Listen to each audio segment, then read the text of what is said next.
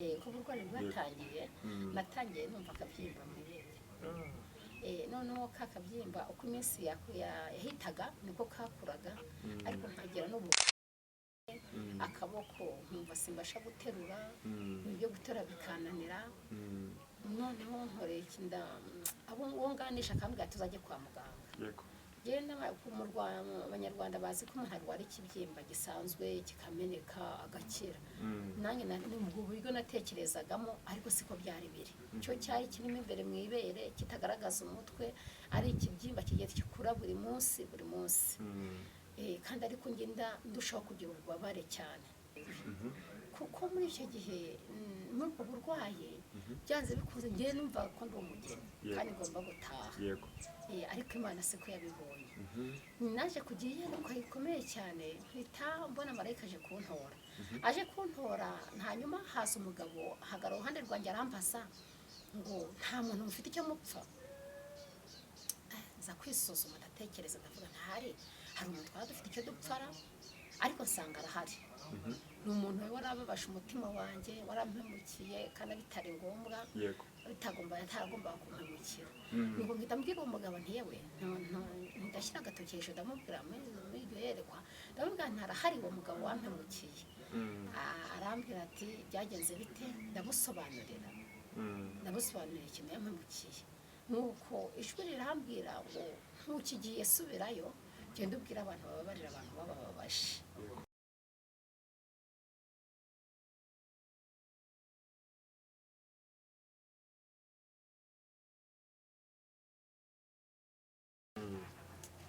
Uwiteka niwe nshurira umutima wanjye Mana yanjye niwe niringiye no gukorwa n'isoni hari igihe iyo umuntu ahuye n'ikibazo nk'icyo nahuye nacyo abantu bakwitega bavuga atarapfuye birarangiye no gukorwa n'isoni abanzi banjye bazanyishima hejuru kuko nta muntu utagira abanzi nta bantu utagira abanzi baba bahari baba twishima hejuru bavuga ati arapfuye kuko mvuga akantu gatoya hagati aho ngaho nararwaye abantu nyine biteze nyine ko ngomba gupfa byanze bikunze bumva babishyize ku meza n'umukono akavuga ati bakajya batega amatwi akavuga ati mutwumvire niba kiriho mujye kureba niba gihumeka noneho norohewe babonye ntagiye kugenda asubiye mu rusengero baravuga ati Mana yanjye we buriya se yararwaye cyangwa ntiyararwaye ayo magambo rero ikintu yankomejeho nuko Uwiteka niwe byiringiro byacu hari igihe abana b'abantu babona urangiye ariko Uwiteka akavuga ngo ugomba kubaho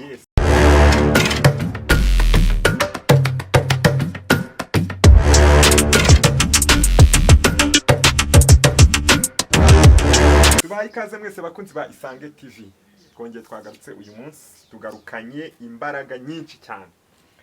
Reka tubanze tubabwire aho duherereye Kicukiro hafi ya Mount Kigali.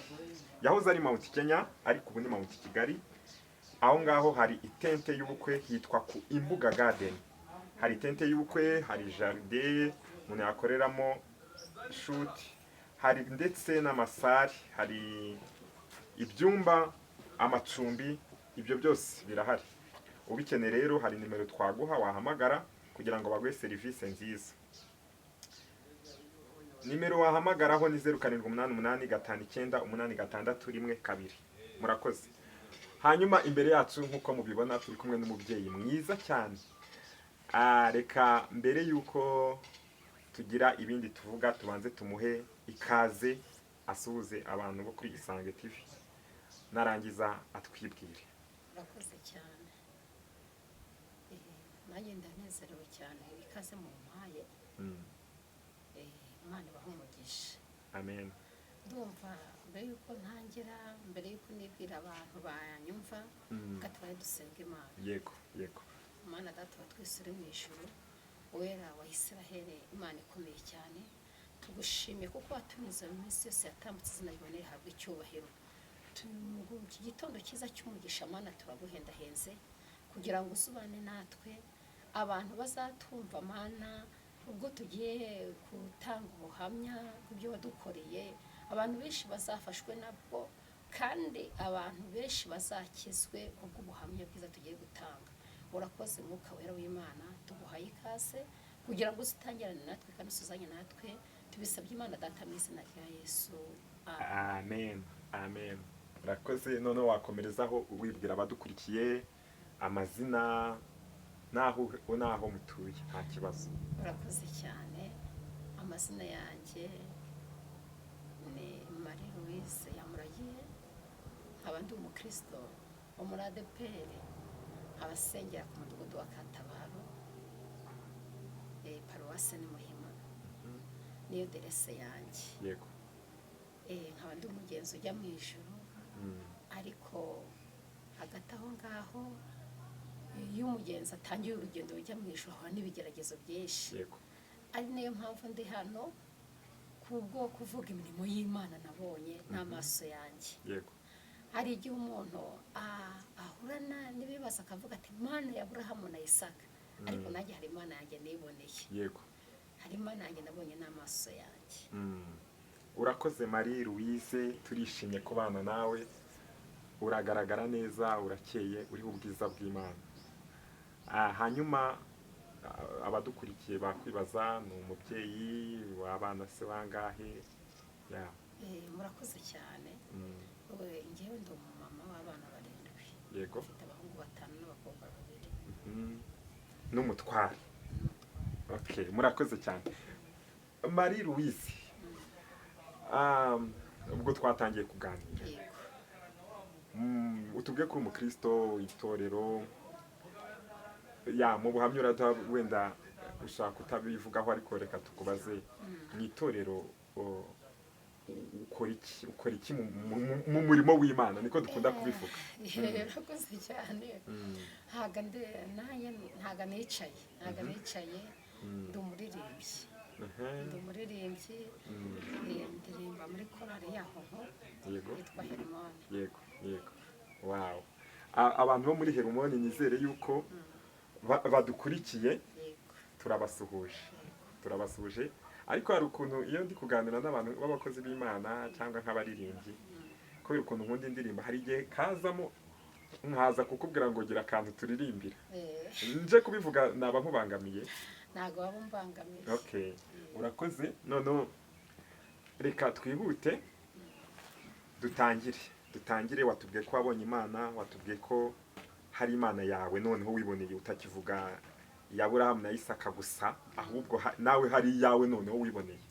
Abantu badukurikiye kuri Isange TV tuba dukeneye gufashwa n'ubuhamya bw'abantu b'Imana babonye. Kuvuga Imana neza burya bituma natwe biduteramo imbaraga. Rero reka udutangirire, sinzi ubuhamya ugiye kuduha wenda uko bumeze ni wowe ubizi, ariko dutangirire utubwire, utuganirize twumve natwe. Yego, ubuhamya bwo aba ari bwinshi.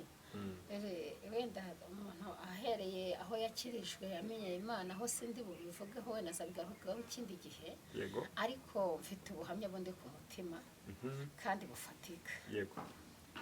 Njyewe uri imbere yanyu ndi umumama warwaye kanseri. 2018 nibwo namenye ko ndwaye kanseri yo mu ibere. Kanseri ni indwara ikomeye cyane, kandi ni indwara ibabaza umubiri, urababara cyane. Njyewe rero uhagaze imbere yanyu naje kumenya ko 2018 nibwo namenye yuko ndwaye kanseri yo mu ibere. Bivuye he, abaganga barapimye, bapima ikibyimba cyari kiri mu ibere, birangira bambwiye ko ndwaye kanseri. Okay, dutangirire uko uburwayi bwatangiye. Uko uburwayi bwatangiye, natangiye numva akabyimba mu ibere. Noneho kakabyimba uko iminsi yahitaga niko kakuraga, ariko nkagera n'ubu akaboko nkumva simbasha guterura, ibyo guterura bikananira. Noneho nkoreye ikinda abo nganisha akambwira tuzajye kwa muganga. Yego. Genda mu Abanyarwanda bazi ko umuntu arwara ikibyimba gisanzwe kikameneka agakira. Nanjye n'ubwo buryo natekerezagamo, ariko siko byari biri. Cyo cyari kirimo imbere mu ibere, kitagaragaza umutwe, ari ikibyimba kigiye gikura buri munsi. Kandi ariko ngenda ndushaho kugira ububabare cyane. Ubwo nuko wafashwe. Aha, dukomereze noneho. Yego. Noneho rero ngiye kwa muganga, abaganga bampa imiti nyine nk'uko babyumva, babonaga ari ikibyimba. Abambwira ati genda unywe iyi miti, nudakira uzagaruke. niko bahise bambwira narabikoze ariko abaganga bambwiye byanze ndonyasubirayo subiye barantesifera ku Muhima niheza CHK bacishamo sikaneri babona cya kibyimba kirimo kugenda kigira udushami ku ruhande kibyara buri munsi nibwo bamfashe ikizame mu ibere barebye basanga ni kanseri. Aha ubwo aho ngaho icyo gihe cyose wabaga wivuza nk'umuntu wasengaga se ntiwasengaga hari ukuntu abarokore ngo duhabwe amakuru ntabwo wasengaga wenda ngo uvuge Imana kubera ko Imana bivuga abageni noneho njyewe kubera ko nari nzi ko kanseri n'ubundi indwara idatinze umuntu ahita apfa numvaga byanze bikunze ko ndumugeni ndimo kwezwa numvaga ko ntashye byanze bikunze oya ndanavuga utaragera kumenya ko urwaye kanseri mwizo ntuza urwo rujya n'uruza rwo kujya kwa muganga bataramenya n'icyo urwaye ntago watekereza guti Imana ntaramenya ko ndwaye byo gutaha ntago nabitekerezaga ahubwo maze kumenya ko mfite uburwayi nibwo nahise numva ko ngomba kwezwa ndi umugeni. Yes cyane nk'uburwayi nk'ubwo budakira bwa kanseri. Aha urugendo rwo kumenya ko urwaye rero ubu baba bakubwiye ko urwaye bahise bambwira nyine ko ndwaye kanseri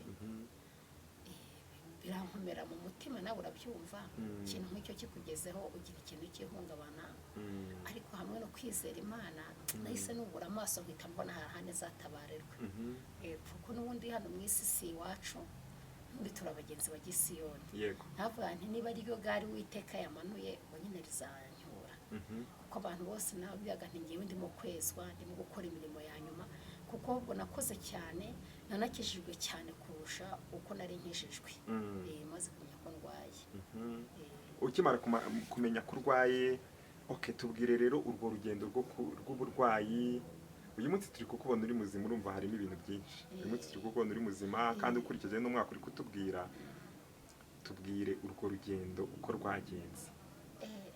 Urugendo rwa kanseri rwabaye urugendo runini cyane urugendo runini cyane urumva kwivuza ibintu byambayeho ndi umukene nta mafaranga afite ariko nari mfite Yesu mu bifatika iyo wandebaga mbese nari mu bantu bitwa inzahare ariko mu mutima wanjye harimo Yesu uwo Yesu rero niwe niringiye cyane kuruta ibindi byose.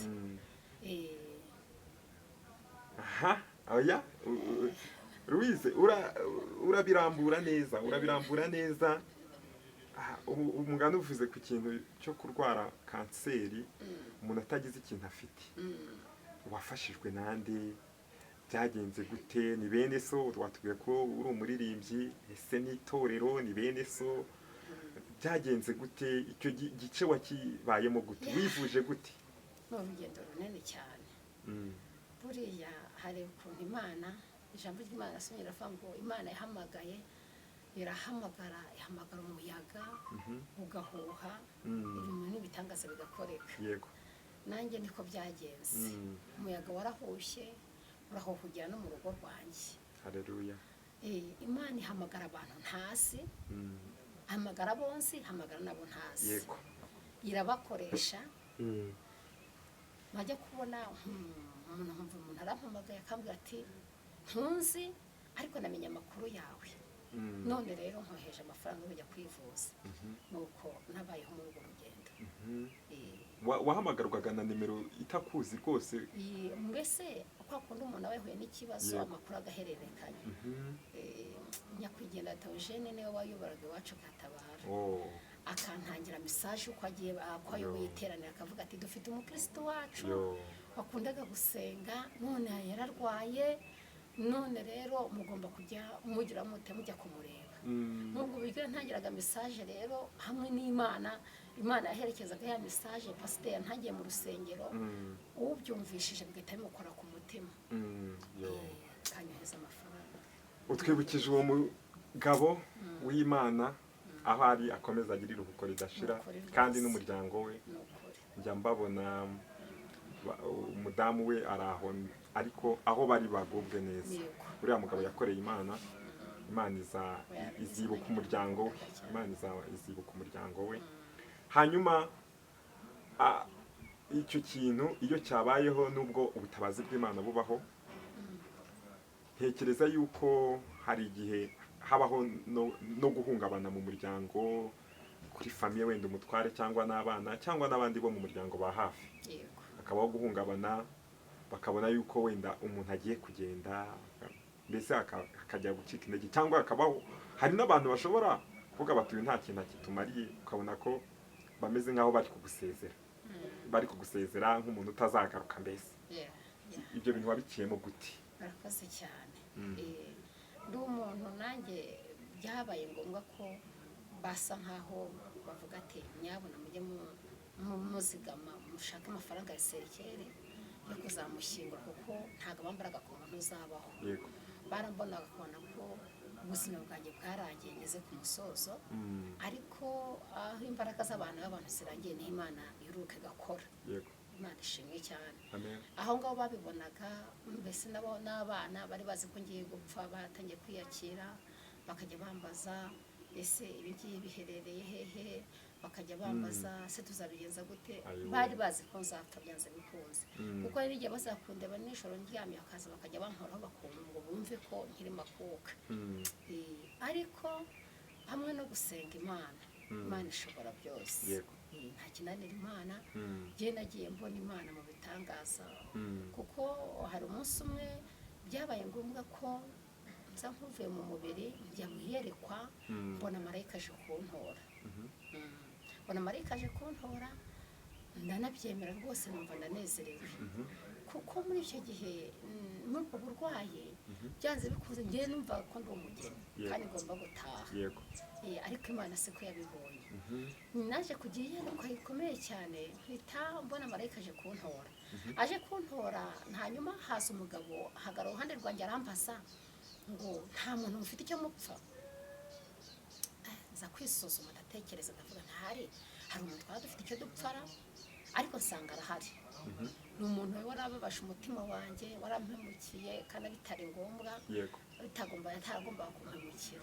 Nuko mpita mbwira uwo mugabo nti yewe, ndashyira agatoki hejuru, ndamubwira muri iryo yerekwa, ndamubwira ntarahari uwo mugabo wampemukiye. Arambwira ati byagenze bite?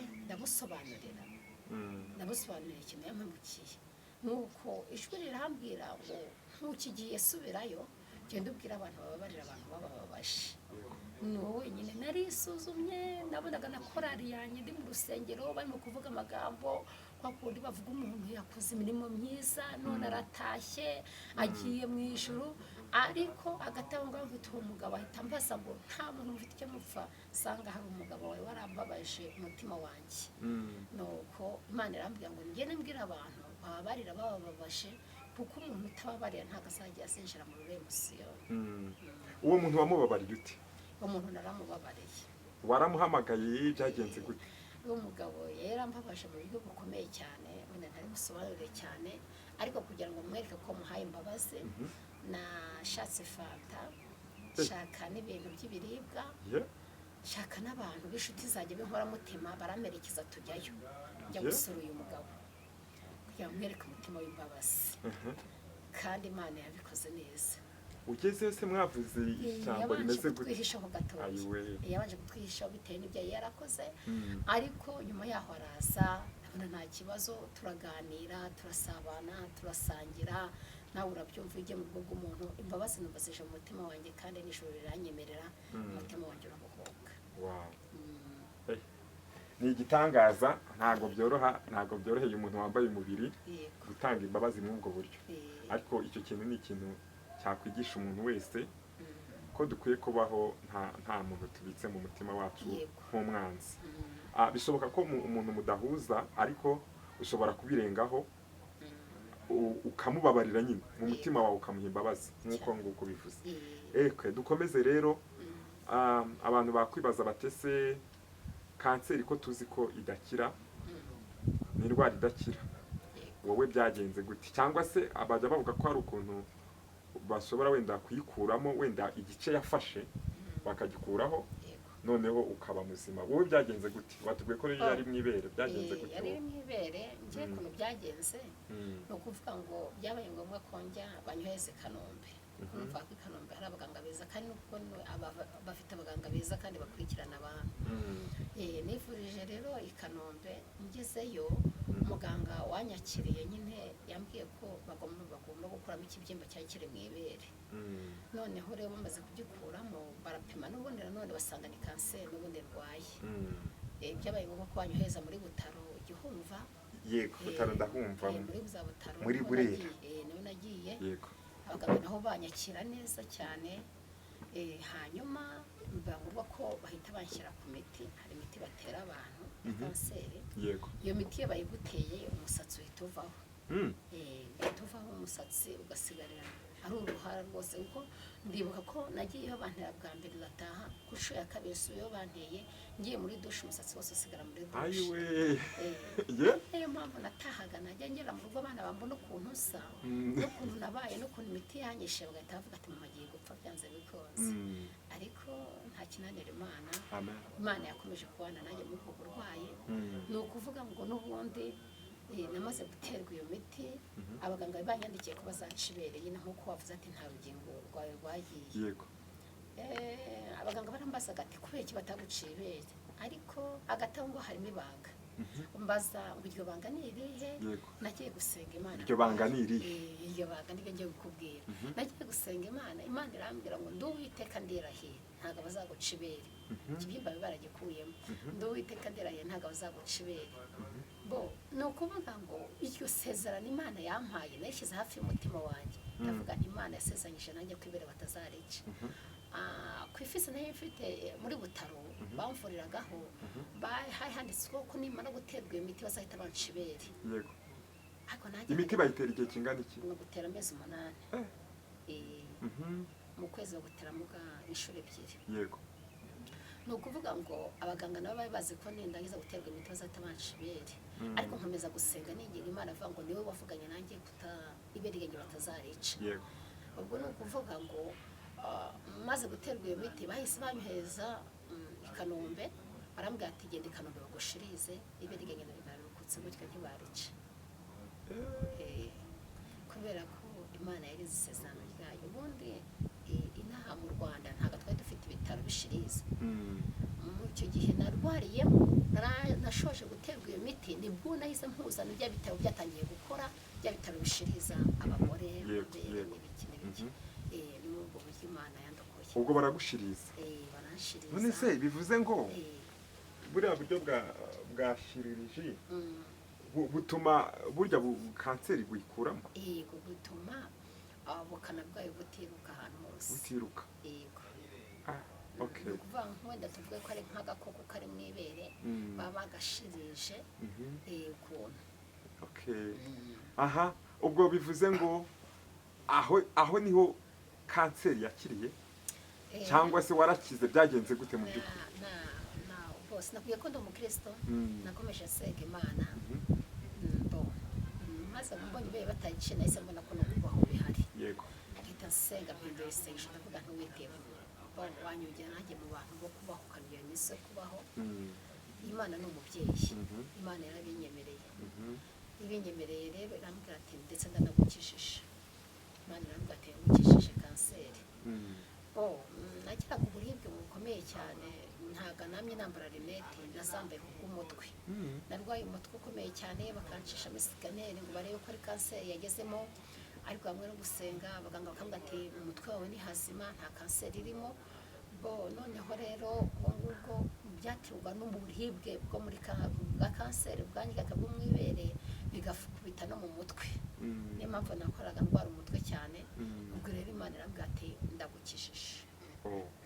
Nk'uko kunkiza kwanjye rero Imana iyo ikubwiye ngo uragukijije uhita ugira kwizera muri wo, kwibukamo ikintu kivuga ngo Imana yavuganye nanjye. Yego. Muri kwa kwizera kwacu rero abapanikote niyagize kwizera gukomeye cyane, ndavuga byanze bikunze Imana irankishije, kuko ikimenyetso cya mbere abantu twagiye turwana kanseri barapfuye tuvugana, ariko ngiye ndi muzima. ndaryama nkabona ndabyutse nkora biremeye bwa buribwe nagiraga ntabwo nyumva mu make Imana yarangishije. ubwo hashize imyaka ingahe? Mumaze imyaka 5 yishize. Imyaka 5 irashize? Imyaka 5 yashize kandi abantu bose twagiye turwarana kwa kundi biri mu bitaro umuntu aryamye aha undi aryamye aha, abo bantu bose bagiye batambuka barapfuye ariko njyewe ndi muzima. Uyu munsi wa none niba ari ikintu gihangayikishije ni kanseri iri guhitana abantu benshi, abandi barayirwaye.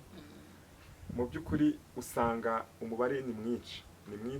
Ngewe hari n'abantu nzi kabisa barwaye kanseri kandi bakavuga yuko nta kindi babakorera usibye Imana nyine na ya miti batanga. Noneho nk'umuntu uyu munsi uri kutubwira ko umaze imyaka 5 ukize, ni igitangaza gikomeye. Ni ubuhe butumwa wagenera abantu uyu munsi barwaye kanseri? Ariko si na kanseri gusa, ibibazo biriho ni byinshi n'ubundi burwayi. Njyewe ikintu cya mbere ngomba guhumuriza umuntu wamenye ko arwaye kanseri. Ikintu cya mbere ubanza kwiyakira. Abantu bagira ikibazo iyo barwaye ukabona barihebye, ukabona bagize imishiha, ukabona batangiye kuvuga nabi, urumva mbese ukabona bibatsemo ikindi kintu kibi cyane. Ariko nkahumuriza umuntu wese unyumva nkamubwira ngo ujye uhita wumva wiyegeresha Imana cyane kuko Imana ntishobora ibintu byose. Hari igihe imbaraga z'ababyeyi bawe zananirwa, iz'inshuti zikananirwa, iz'abana, iz'umugabo washatse zikananirwa, ariko Uwiteka wenyine niwe ufite urufunguzo rw'ibi bintu byose. Niwe wenyine niringiye, niwe nahanze amaso yanjye. Amaso yanjye nabibuye ku Uwiteka, nyakura ku bantu bibuye ku Uwiteka. Niyo mpamvu n'ububona mpagaze. Abantu bareke kwiheba, babigabanye. Gusa biba bigoye kuvuga ngo umuntu areke kwiheba cyangwa se kubabara kandi kimubabaza gihari, kiri ku marembo ye, kiri ku mubiri we. Noneho ntabwo biba byoroshye. nayo ngo byamugezeho atangira kujya avuma umunsi yavutseho. nuko habaye imbaraga z'Imana, ariko ntabwo biba byoroshye. Ariko abantu bumva izo nama, kandi buriya iyo turi kuganirizwa n'umuntu wabonye ikintu, hari izindi mbaraga ziba ziri kukuvamo Imana ishaka gukoresha kuri abo bantu. Twizera rero yuko hari icyo Imana yakoresha buno buhamya. Ndabizi ko hari ikindi gice uri buduhe ku kijyanye n'ubu buhamya cya kabiri, ariko hagati aha ngaha dukurikije ibyo wenda umaze kutubwira, ndi kwifuza yuko watubwiye ko uri umuririmbyi. Ariko buriya ubundi nko mu baririmbyi, reka tuvuge abaririmbyi wenda ku giti cyabo, muhuje umwuga bakora ku giti cyabo, b'abamama nk'umumama mugenzi wabo. Niwe muririmbyi ukunda? Aline Gahongayire. Ariko uzi ko bivuze nkahita mbona musa. Aline Gahongayire, tubwira ikintu mukundira. Indirimbo ze ziranyubaka. Hari umuntu uririmba kumva indirimbo ze zifite amavuta kandi kumva icyo zishatse kukubwira ukumva urimo urasumva muri wowe. Waba uzi ku buhamya bwe? Ubuhamya bwe ntago mbuzi neza, ariko uko biri kose nzi ko uriya mukobwa afite ubuhamya. Ubuhamya bwe buriya afite ubuhamya bwinshi. Ari mu bantu babyaye imfura ye ihita ipfa. Urumva na n'uyu munsi nyine nta wundi arabasha kubona. Urumva rero ni umuntu nawe ni umwe mu bantu bikomeje ku Mana. Bikomeje ku Mana. Rero sinzi niba hari ikintu bikwigisha ibintu bya Aline Gahongayire, cyangwa ukurikije n'indirimbo ze wumva bitanga ihe message muri wowe cyangwa no ku bantu? Mbese ubona akomeza abagenzi. Indirimbo ze ahanini bazimo ubutumwa zikomeza abagenzi bagisiyoni. Naho n'abafite abana, n'abafite umugabo cyangwa se n'amufite. Kavuga ngo ndanyuzwe nuko umwami wanjye ankunda. Kandi hari akantu ngo mfite indirimbo ibihumbi, ngo kandi nta rindi jambo nshaka kuvuga uretse iri gushima cyane rwose.